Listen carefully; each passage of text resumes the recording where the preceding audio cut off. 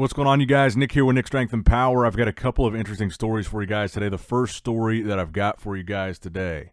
Eddie Hall gives his reaction to Hafthor Bjornsson setting a new deadlift world record, 505 kilos. And really, I think effectively putting to rest maybe the beef between the two, or at least the controversy surrounding him beating Eddie's initial 500 kilo deadlift back in 2020. So this is what Eddie Hall had to say. He put up a repost of one of the videos of Thor completing the 505 kilos. And he says, massive respect to Thor for making history and setting the official world record at 505 kilos. That's one hell of a pull. Records are made to be broken. Big respect, big love, the beast. So Eddie Hall is acknowledging this as the new world record deadlift. He's not questioning anything about it. He's giving him credit, and he's acknowledging that this is the new record. And I think one of the important parts about this is there was one controversy, and that was that I saw a lot of comments of people questioning the lockout that Thor had for the 505 kilos. I think it says a lot that in Eddie's acknowledgement of this record, he doesn't criticize anything. He doesn't mention the lockout. He doesn't mention anything sketchy about the lift. He just says he acknowledges this as the new world record and it was time for the record to officially be broken. And I'm glad that that was the case here, because as I rewatch all the different angles, now there's a bunch of different videos of the lift itself. And as I rewatch all these, I think the lockout was good. This was a legitimate good lift in a legitimate competition with legitimate judges. And like I said, if you watched the event, all the deadlifts for the entire day, which I did, Thor's lockout on the 505 kilos was on par with most of the other guys' lockouts that you saw throughout the day, including Thor's previous two successful attempts. I mean, when I look at him in that final version of the lift, that final lockout frame, his legs are completely straight, his spine is completely straight. He's standing straight up and holding the 505 kilos, and I think it's fully legitimate. I think one of the things that a lot of people pointed out, which I think is a really valid point here, is that after the lift, the amount of energy that Thor still had on that stage after setting a new deadlift world record, comparatively to Eddie Hall's 505 kilos, where his nose was bleeding, he was winded, he was completely exhausted, it looked like he almost passed out. That's kind of what I meant when I said, when you watch the world record attempt yesterday, it almost seemed like Thor had even more in the tank after that lift. So I think that kind of speaks to this being a true record and a fully legitimate lift. And I think the real big appeal of this particular world record attempt was not just the fact that it was heavier than the 501 kilos.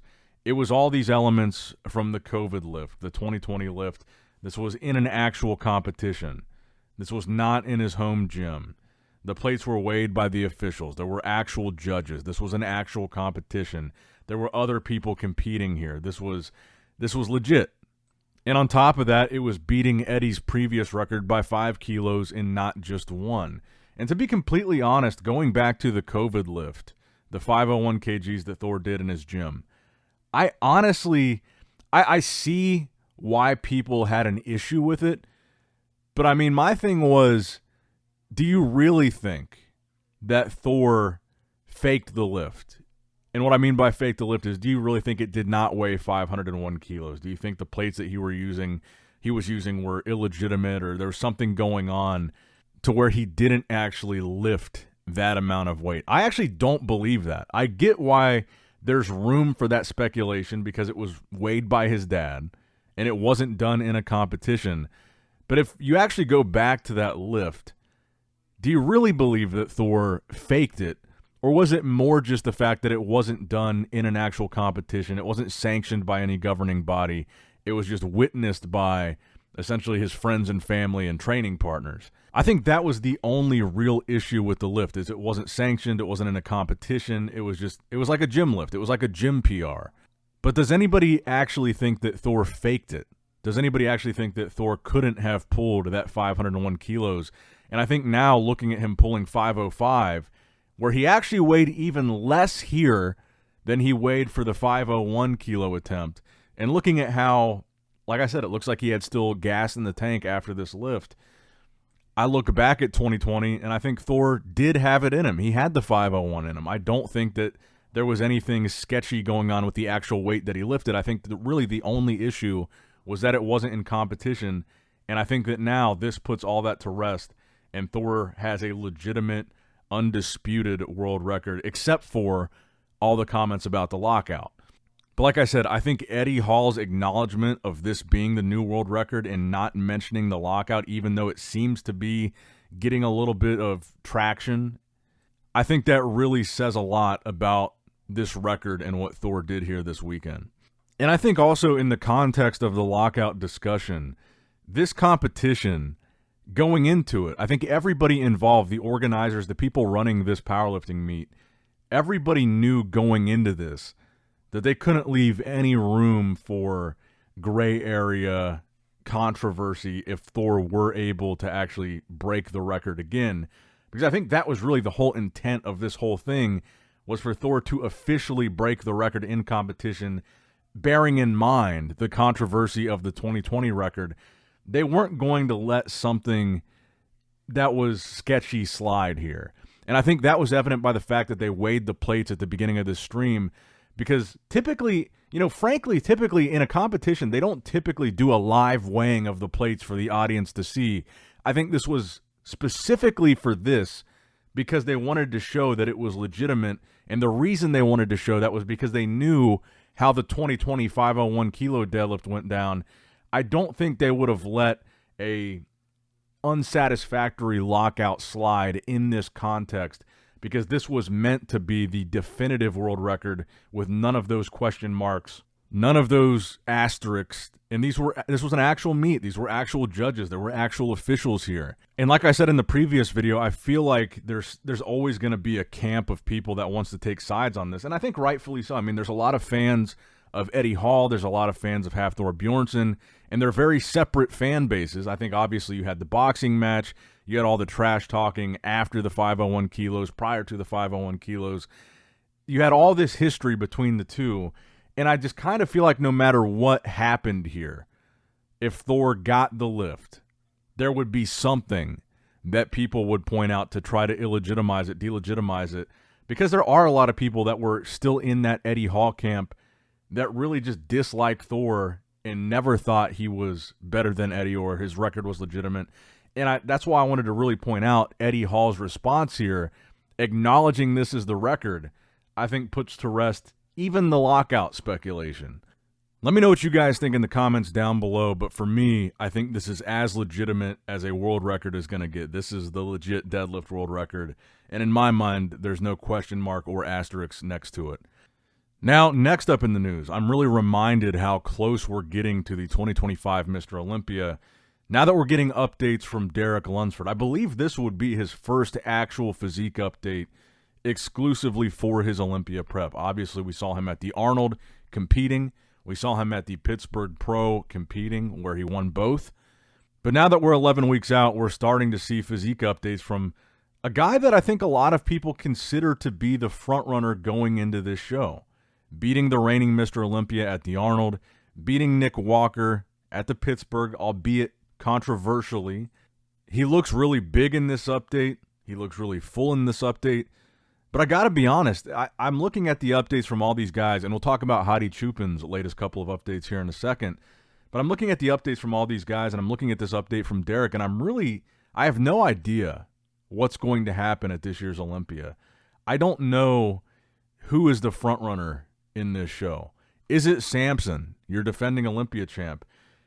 Signs kind of point to it being Derek, with Derek having beaten Samson at the Arnold as Mr. Olympia, with Derek having won the Pittsburgh Pro. But I look at this update from Derek, and I just don't know if I don't know if this is the front runner at the Olympia this year.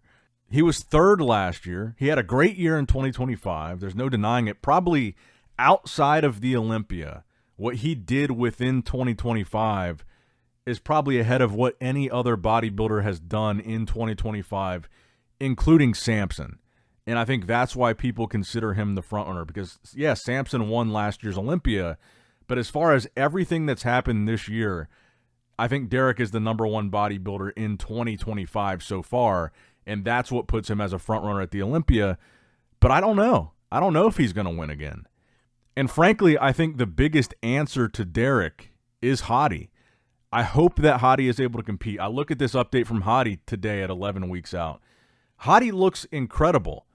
And to me, he looks more impressive than Derek by quite a bit in this update. And that's the thing that always blows my mind about Hadi is even at 11 weeks out from the Olympia, you can always expect Hadi's condition to be the best of really anybody, whether it's a physique update or whether it's on stage.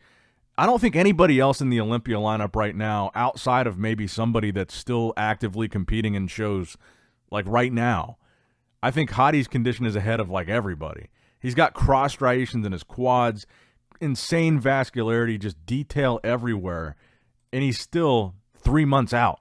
And for me, I feel like that's why Hadi is one of the most, I think he's one of the biggest threats at the Olympia this year, maybe the biggest. And I saw a couple different clips of Nick Walker. Nick Walker said that he feels that Hadi is the biggest threat at the Olympia this year. I agree with that. Nick Walker also said that he thinks Derek is very beatable, and he thinks that Derek proved that at Pittsburgh. And I think that Nick actually makes a really good point there, because Nick did beat Derek at prejudging. And as great as Nick is, we're talking about a guy that he sat out the last two Olympias. His best Olympia placing was third. Derek has won the Olympia. And for Nick to have beaten Derek at Pittsburgh, and for the final Pittsburgh, or at the Pittsburgh prejudging, and for the final Pittsburgh result to be so close on the scorecards, I think that still shows that there's weakness on Derek's part. And when you look at everything that's transpired in 2025, the Derek versus Samson, Derek versus Nick, every other bodybuilding show, the one guy that has not participated in any of that is Hadi Choopan. But had he participated, would Hadi have won the Arnold? I think it's very possible. If Hadi had done Pittsburgh, would he have won? I think he probably would have. So I agree with Nick Walker's analysis that Hadi is the most dangerous bodybuilder in the 2025 Olympia, and I think he's the biggest wild card because he's the only guy that we haven't seen compete in 2025. And hopefully we do get to see him compete at the Olympia in 2025, and he gets his visa, no issue, and we see him on stage. But the updates that Hadi posts, like I said, it's just like him on stage. I think it's more impressive than anything we've seen as far as physique updates from either Nick, Derek, Samson, Martin, who was top 4 last year. And by the way, I saw Martin post some more physique updates yesterday, some quarter turns at 11 weeks out, where he just looks full as a house in these updates. He looks really impressive. I want to see Martin really in the mix this year. I feel like he kind of dropped the ball a little bit at the Pittsburgh Pro. He still looked great there, but I think the expectation for him there was that he was either going to win that show or be top 2, and he was not really mixing it up with Nick and Derek. I think Nick and Derek in those top 2 spots were the very clear front runners, and the show was very much between the two of them and not really anybody else. It was definitely either the Nick or the Derek show. And I think a lot of people expected, based on Martin's placing at the Olympia last year, that he would be in that mix. So hopefully we do see a much improved version of Martin at the Olympia that's really in the mix with guys like Nick and guys like Derek. And I look at these quarter turn updates, and he looks insanely impressive. I'm really impressed by Martin. And I think really the word that comes to mind when you look at Martin's physique, aside from just full 3D, is density. He's got a densely muscled physique, and he brings really good condition that shows off that grainy level of detail. I mean, we know he trains with Branch Warren, and that's really who he reminds me of when he's on stage, is he brings really dense muscle and really grainy detail. He's very competitive. And so again, like I said, I think it's really, really hard to say what's going to happen at the Olympia this year. I feel like this year at the Olympia, though I've said it many times before now, but I think those top 6 placings are really going to be different from what they were last year. And I think maybe even the top 3 has some different members in the top 3 than what we've seen over the past several years. I don't think you can look at really anybody in this lineup, even Samson, and say that's the clear front runner to win this year. I really don't think you can say that. And it kind of takes me back to the Phil Heath era when Phil was competing. There were a lot of years going into the Olympia where you could just say Phil is the clear frontrunner to win again this year. It was kind of evident. It was obvious. He was the favorite. I don't think this year there's necessarily a favorite. Samson is the defending champion, so he has that champion's advantage. But I don't think you can say he's the favorite after losing to Derek at the Arnold. I just don't. And for Derek to have beaten Samson and then turn around and almost get beaten by Nick, then I think that not only further weakens Derek's case as the favorite, but then I think weakens Samson's case as the favorite because Samson just lost to Derek. But that's going to wrap it up for the video today, guys. Let me know what you guys think in the comments down below. Make sure you like the video, subscribe to the channel, click that bell notification icon if you have not already. And as always, I love you guys, appreciate you guys. Nick Strength and Power signing out. All right, guys, don't forget to click that like button and subscribe to this channel if you enjoy the content. Also, check out my Instagram at Nick Strength Power. My Facebook page, which is simply Nick Strength and Power. My secondary YouTube channel, Nick Strength and Vlogs, for vlogs and bonus content that you will not see on this channel. And consider subscribing to my third YouTube channel, Nick Strength and Pokemon, which is all things Pokemon and trading card games, completely unrelated to this channel. So if you're into that, give that one a look. And all links to merchandise and social media will be in the description box below. If you guys want a Nick Strength and Power t-shirt, that will be in the Shopify link below. Have a great day.